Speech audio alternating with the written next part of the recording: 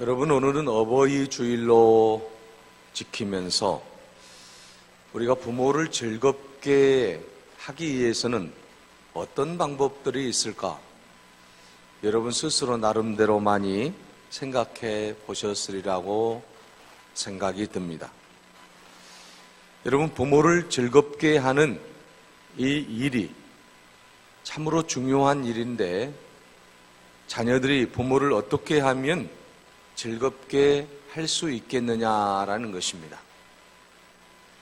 작년 이돈통신사가 분석한 빅데이터에 의하면 부모님을 기쁘시기 위해서 어버이날 선물을 드리는데 부모님들이 가장 선호하는 선물 1위는 용돈이었다라고 합니다.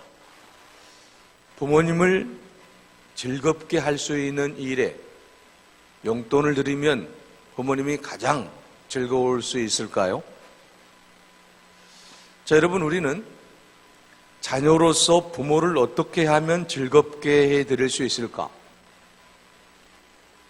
어버이날 용돈 한번 드리는 것으로 부모님이 평생을 즐거워한다라고 한다면 우리는 몇천 번이라도 해야 되겠죠. 그러나 그것이 전부는 아닐 것입니다. 부모님이 자녀를 통해서 즐거워할 수 있는 것은 오늘 우리들이 부모의 마음을 잊고 또 부모님 마음에 들어야 된다라는 것입니다. 요즘에 어떤 물질적인 관념을 가지고 효의 개념을 삼다 보니까 부모님들 또한 선물 1위를 용돈으로 그렇게 말씀들을 하고 계시는데 사실은 그건 아니지 않습니까? 오늘 자녀들이 부모님을 즐겁게 할 수 있는 비결은 어떤 물질적인 관념에서 우리가 생각해서는 결코 안 되겠다라고 하는 것입니다. 용돈보다도 더 중요한 것은 부모님의 마음을 읽어야 되는 것입니다. 지금 부모님이 어떤 마음을 갖고 계시는가? 그 마음을 읽지 못한다고 한다면 우리 자녀들이 아무리 부모님께 용돈을 많이 드린다라고 할지라도 그것이 과연 무슨 소용이 있겠느냐라는 것입니다. 오늘 우리는 어버이날을 맞이해서, 어버이 주일을 맞이해서 우리 자녀 세대들이 부모님을 즐겁게 해드릴 수 있는 방법들을 한번 깊이 생각해 보자라고 하는 것입니다. 영국 문화협회가 세계 102개 비영어권 국가 4만 명을 대상으로 이 세상에서 가장 아름다운 영어 단어가 무엇입니까? 라고 앙케이트 조사를 했습니다. 자, 여러분, 가장 아름다운 영어 단어 1위에 등극한 단어는 어머니였다라고 합니다. 이 세상에서 가장 소중한 이름, 존귀한 이름이 바로 부모님이고 어머님이라고 하는 것입니다. 자, 여러분, 어머니라고 하는 이 단어가 영미권에서만 그러면 가장 아름다운 단어일까요? 그렇지는 않을 겁니다. 우리나라는 예로부터 동방 에이즈국으로서 부모에게 가장 효도하는 국가였지 않습니까?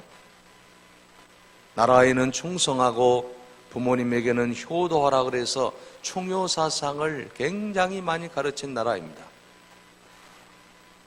여러분, 영어권에서만 이 마더가 최고의 여러분 이름이 아니라 이 세상 어느 곳에서든지 어머니의 이름은 최고의 이름이요 가장 아름다운 단어라고 하는 사실을 우리는 부인할 수 없을 것입니다. 두 번째 아름다운 이름, 두 번째 아름다운 영어 단어는 무엇이었을까요? 아버지였으면 얼마나 좋겠습니까? 파더가 아니었다라고 하는 것입니다. 두 번째의 영어 단어는 패션이라고 하는 열정이었습니다. 자, 세 번째 아버지라고 하는 단어가 나올 법도 한데 세 번째도 아버지라고 하는 단어는 나오지 않았습니다. 세 번째는 웃음이라고 하는 스마일이라고 하는 단어였다고 합니다. 네 번째 아버지가 나왔으면 얼마나 좋았겠습니까? 네 번째여도 아버지의 이름은 나오지 않았다라고 합니다. 네 번째 아름다운 단어는 사랑이라고 하는 너브였다고 합니다. 아버지라고 하는 단어는 몇 번째나 되었을까요? 거의 60번 이후였다라고 합니다. 자, 여러분, 우리는 어머니라고 하는 이 단어가 얼마나 소중한 단어입니까? 예전에는 그래서 어버이날이라고 하지 않고 어머니 날이라고 그랬어요. 그런데 아버지들이 왜 어머니만 날이 있고 아버지는 없냐? 그래서 어버이날이 지금 우리나라에 제정된 거 아니겠습니까? 이처럼 여자는 연약하지만 어머니는 가장 위대하다라고 하는 사실입니다. 자, 그러면 여러분, 아버지는 또 어떤 존재일까요? 사람이 여러분 어려서부터 계속해서 이제 자녀들이 자라가면서 평생에 걸쳐서 아버지에 대한 인식의 변화가 굉장히 많다라고 합니다. 어렸을 때는 아버지에 대한 자녀의 생각은 아버지는 전능하다. 아버지는 전지하다. 마치 하나님과 같은 존재예요. 하나님의 속성 가운데서 가장 중요한 게 전지전능하신 분 아니잖아요. 기잖아요. 모든 것을 아시고 모든 것에 능하신 분이에요. 어린 자녀가 생각할 때, 4세 미만의 어린 자녀가 생각할 때에 내 아버지는 하나님과 같은 분, 전지하시고 전능한 분이라고 생각한다라고 하는 거죠. 자, 그런데 초등학교에 들어가면 아버지에 대한 이미지가 달라집니다. 모든 것을 나를 위해서 다 해 주실 수 있는 분이라고 생각했던 그 아버지에 대한 생각이 달라진다라고 하는 것입니다. 아버지는 아무것도 할 수 없는 분이구나라고 하는 것을 깨닫게 된다라고 하는 것이죠. 나이가 먹으면 먹을수록 청소년이 되면 더더욱 달라집니다. 내 아버지는 나보다도 못한 분이구나. 내 아버지는 왜 이렇게 못났을까? 내 아버지는 왜 이렇게 돈이 없을까? 내 아버지는 왜 권력을 못 잡았을까? 아버지에 대한 원망이 상당히 많아지는 그런 시기가 청소년의 시기라고 하는 것입니다. 자, 이처럼 자녀들은 아버지에 대해서 어렸을 때에는 대단한 분으로 생각했지만 자기가 나이가 들면서 점점 아버지에 대한 생각이 다르게 변형되는 것을 볼 수가 있습니다.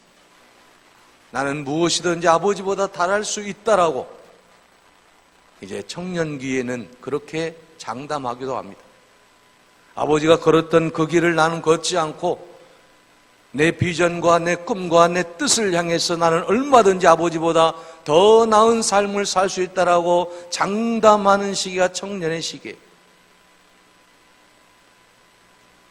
그리고 그 이후에 결혼을 하고 철이 들어갈 무렵에 아버지에 대한 인식이 또 달라진다고 합니다. 자녀를 낳고 보니 아버지가 점점 위대해지기 시작하더라고 하는 거죠. 지금까지 생각했던 아버지에 대한 관념이 사라지기 시작합니다. 내 아버지가 대단했구나. 지금 내가 아버지가 되어서 생각해 보니 어머니가 되어서 생각해 보니 아버지의 헌신과 아버지의 희생과 아버지의 수고가 없었다라고 한다면 오늘의 내가 없을 것이다라고 하는 것을 생각할 때에 이제는 감사가 생각이 나고 아버지의 그 위대함을 뼈저리게 생각한다라고 하는 거죠. 그래서 나이가 이제 들면 들수록 아버지의 위대함을 깨닫게 된다라고 하는 것입니다. 사랑하는 여러분, 이처럼 어머니와 아버지라고 하는 그 이름은 이 세상에서 가장 아름다운 이름입니다. 이 세상에서 가장 위대한 이름입니다. 다른 사람의 부모님이 가장 위대한 것이 아니라 나를 낳아주신, 나를 길러주신, 나를 지켜주신, 나와 함께 살고 있는 그분이 이 세상에서 가장 위대한 분이요, 그분이 가장 나를 사랑한 분이요, 그분이 나를 가장 걱정하는 분이요, 그분이 가장 나를 위해서 기도하는 분이라고 하는 이 놀라운 사실을 우리 자녀들이 꼭 깨달아야만 된다라고 하는 것입니다. 이 세상에서 가장 아름다운 이름인 어머니, 이 세상에서 가장 위대하신 분 아버지, 그 부모님을 우리가 어떻게 하면 즐겁게 할 수 있을까요? 어떻게 하면 그분들을 기쁘게 할 수 있을까요? 사실 여러분, 부모님이 이 세상에 안 계셨다라고 한다면 나라고 하는 존재는 이 세상에 태어날 수 없다라고 하는 사실을 우리가 깨달아야만 됩니다. 위대한 대통령, 위대한 장관, 위대한 국회의원, 아버지 없는, 어머니 없는 장관, 국회의원, 대통령이 있습니까? 그 부모가 어부였던, 그 부모가 농부였던, 그 부모가 또는 일개 직장인이었던 다 마찬가지잖아요. 부모가 있었기 때문에 오늘의 자신들이 있는 거 아니겠습니까?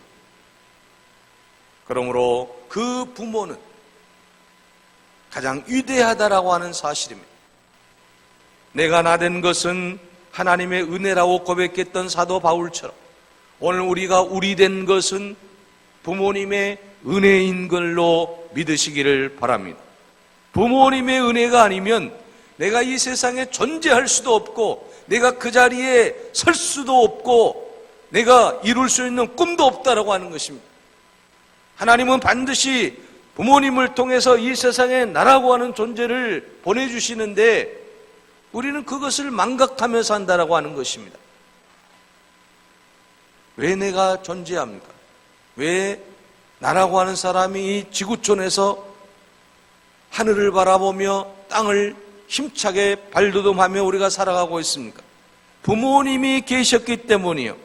그분의 수고와 그분들의 희생과 그분들의 기도가 있었기 때문에 오늘 우리가 있는 줄로 믿습니다.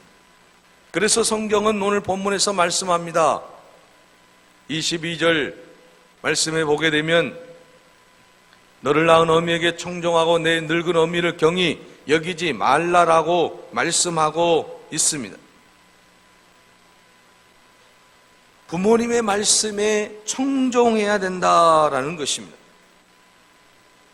너를 낳은 아비에게 청종하고 내 늙은 어미를 경히 여기지 말라.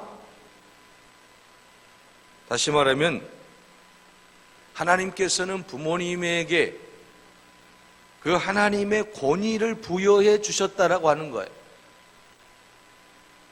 그래서 여러분, 부모님은 하나님의 대리자와 같아요.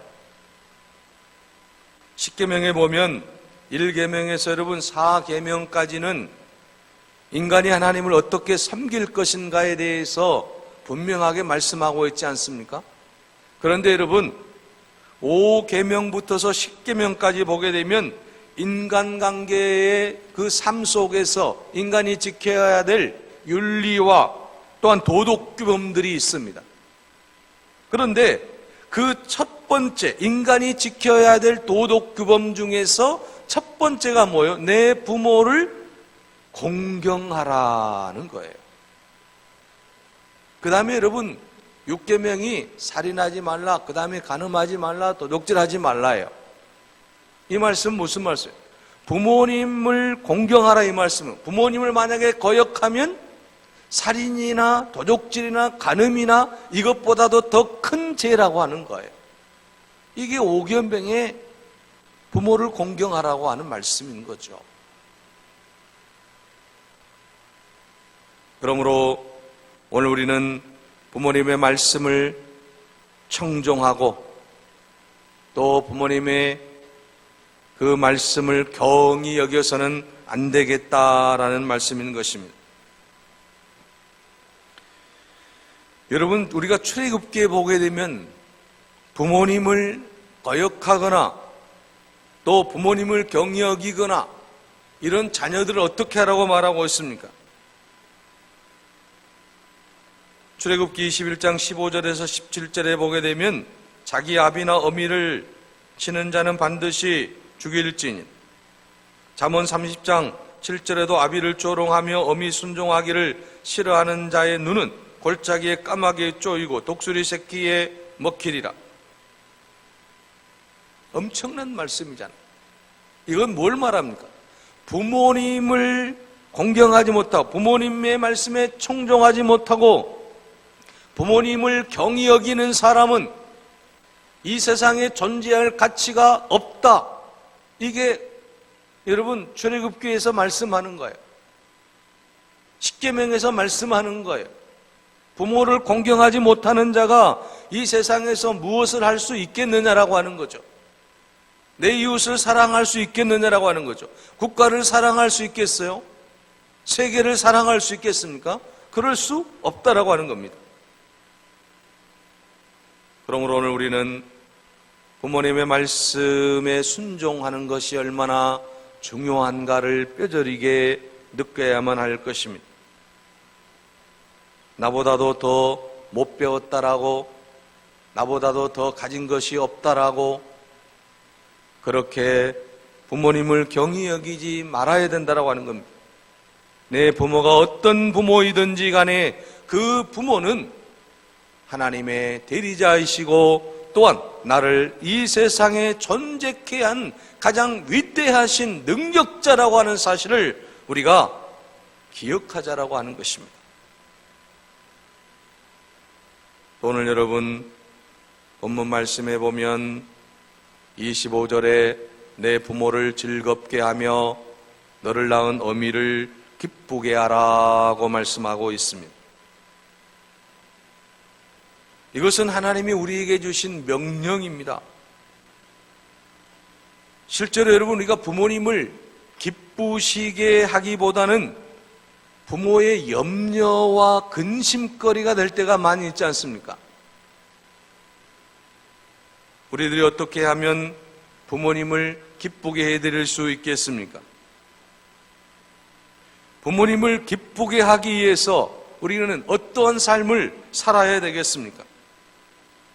에베소서 6장 2절에 말씀합니다. 내 아버지와 어머니를 공경하라. 이것은 약속이 있는 첫 계명이니라고 말씀하고 있습니다. 에베소 6장 3절에는 내가 잘되고 땅에서 장수하리라고 말씀하고 있습니다. 부모를 우리가 즐겁게 하고 부모님을 기쁘게 할 때 이와 같은 놀라운 축복을 우리에게 주실 줄로 믿습니다.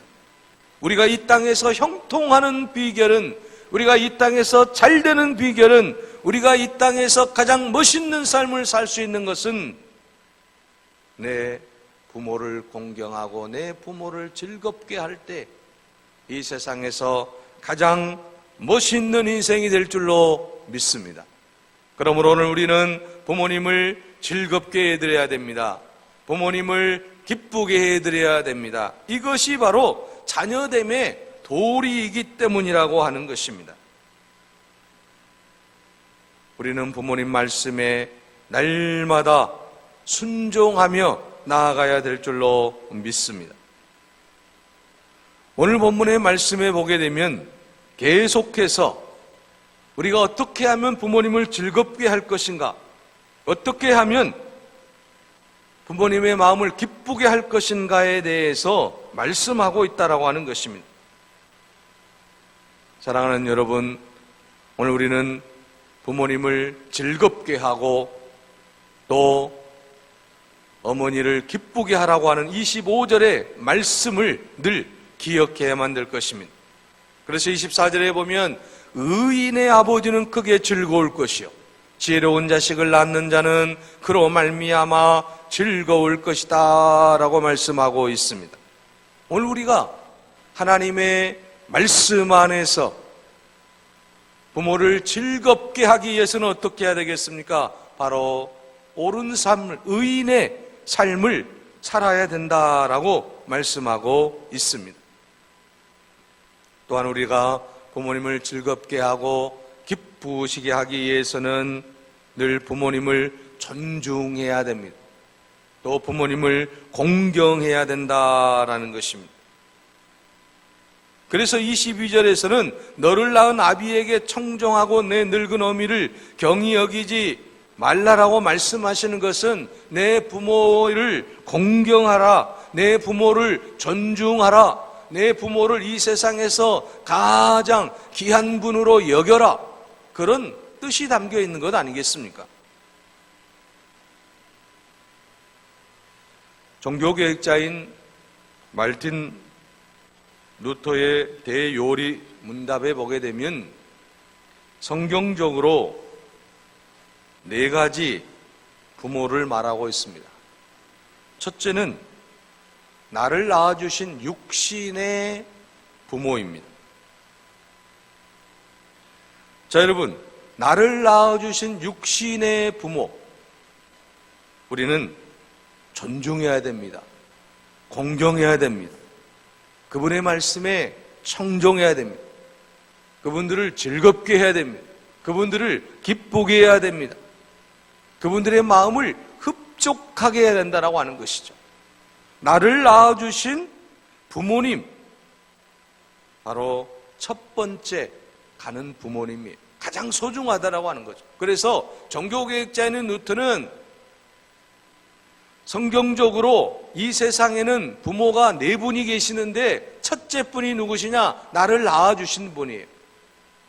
내 부모님을 즐겁게 하고 그리고 기쁘게 해드려야 된다고 하는 겁니다. 두 번째는 영적인 부모가 있는데 교회 목회자를 말하고 있습니다. 그래서 가톨릭에서는 교역자를 신부라고 말하죠. 또 영어로는 파파라고, 아버지라고 그럽니다. 그러니까 가톨릭에서는 신부에 대해서 영적인 아버지라고 생각하고 그리고 그 아버지의 마음을 즐겁게 하기 위해서 또 최선을 다하는 거죠. 우리가 신앙생활하는 데 있어서 가장 중요한 건 뭡니까? 영적인 아버지와의 바른 관계를 맺을 때에 우리의 신앙생활이 즐겁고 또 더 행복하다라고 하는 거죠. 그런데 여러분, 만약에 영적 아버지와의 관계가 소원해진다든지 또는 바른 관계가 형성이 되지 않으면 마음에 상처가 입게 되는 거 아니겠습니까?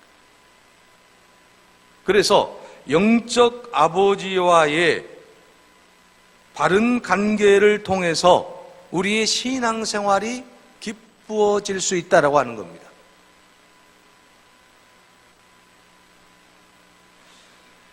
또 여러분, 세 번째 아버지가 있어요. 부모님이 계십니다. 이 세 번째는 우리에게 지식을 가르쳐 주시는 선생님이 세 번째 부모님이라고 하는 거죠. 이 세상을 살아가는데 필요한 지식을 가르쳐 주는 교사야말로, 선생님이야말로 우리의 부모님과 같은 존재다라는 것입니다. 요즘에는 선생님들의 권위가 땅바닥에 떨어져 있어요. 옛날에는 그렇지 않았지 않습니까? 부모와 같이 섬겼다라고 하는 거죠. 그래서 나를 가르쳐 주신 나에게 지식을, 지혜를 가르쳐 주신 그 선생님이 나의 부모님과 같다라고 하는 사실을 우리가 늘 생각하며 살 때에 또 가장 아름다운 삶을 살 수 있다라고 하는 것입니다. 네 번째는 루터는 왕을 아버지라고 했습니다. 요즘으로 말하면 국가의 원수, 국가의 대통령, 이정자라고 말할 수 있겠죠. 그런데 요즘에 보게 되면 예전에 왕 같으면은 뭐 꼼짝을 못했습니다만은 요즘에는 대통령은 국민이 선택하기 때문에 그렇게 섬기도 잘 못하는 것 같아요. 섬기기를 잘하지 못하는 것 같아요. 국가 지도자에 대한 존중하는 태도가 상당히 미약해졌다라고 하는 걸 우리 스스로 알 수 있잖아요. 루터는 이 네 사람의 부모님을 잘 섬길 때에 가장 아름다운 삶을 살아갈 수 있다라고 그렇게 말하고 있습니다. 오늘 우리는 이 세상에서 나를 낳아주시고 또한 나를 길러주시고 우리의 모든 인생 여정을 이끌어주시는 부모님을 늘 기쁘게 하고 즐겁게 하는 일에 우리가 최선을 다해야 될 줄로 믿습니다. 그런데 오늘날 많은 자녀들이 부모님을 즐겁게 해드려야 됨에도 불구하고 그러지 못할 때가 너무 많이 있는 것을 보게 됩니다. 시아버지를 모시고 사는 부인에게 꼼짝을 못하는 남편이 있었습니다. 아내가 남편에게 묻습니다.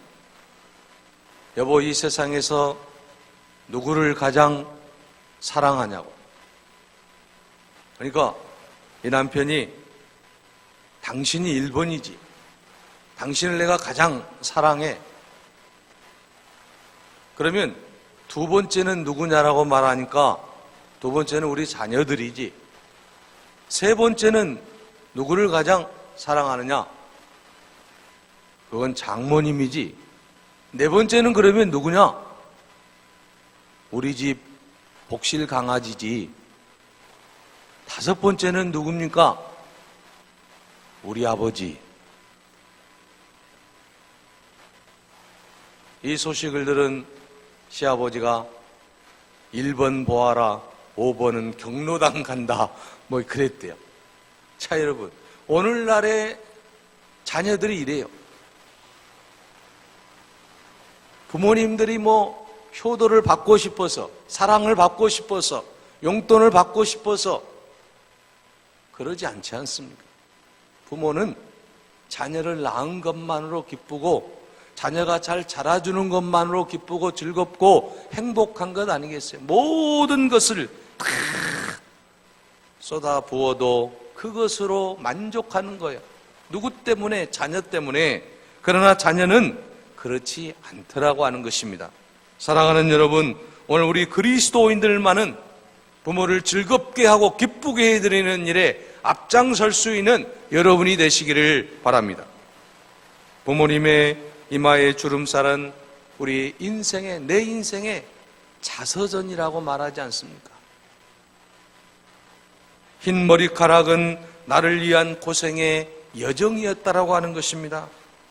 갈라진 손과 발은 나를 위한 영광의 흔적이라고 하는 것입니다. 사랑하는 여러분, 이런 부모님을 우리가 거역해서 해야 되겠습니까? 이런 부모님의 마음을 아프게 해야 되겠습니까? 우리 모두 부모님을 즐겁게 하고 부모님을 기쁘게 하고 그 기쁘시게 하는 일을 위해서 우리가 늘 부모님 말씀에 청종하고 순종하고 하나님의 자녀들로서 부모님이 가장 기뻐하는 귀한 자녀의 삶을 살아감으로 부모의 마음을 즐겁게 해드릴 수 있는 그런 인생이 되시기를 간절히 바랍니다. 기도하겠습니다.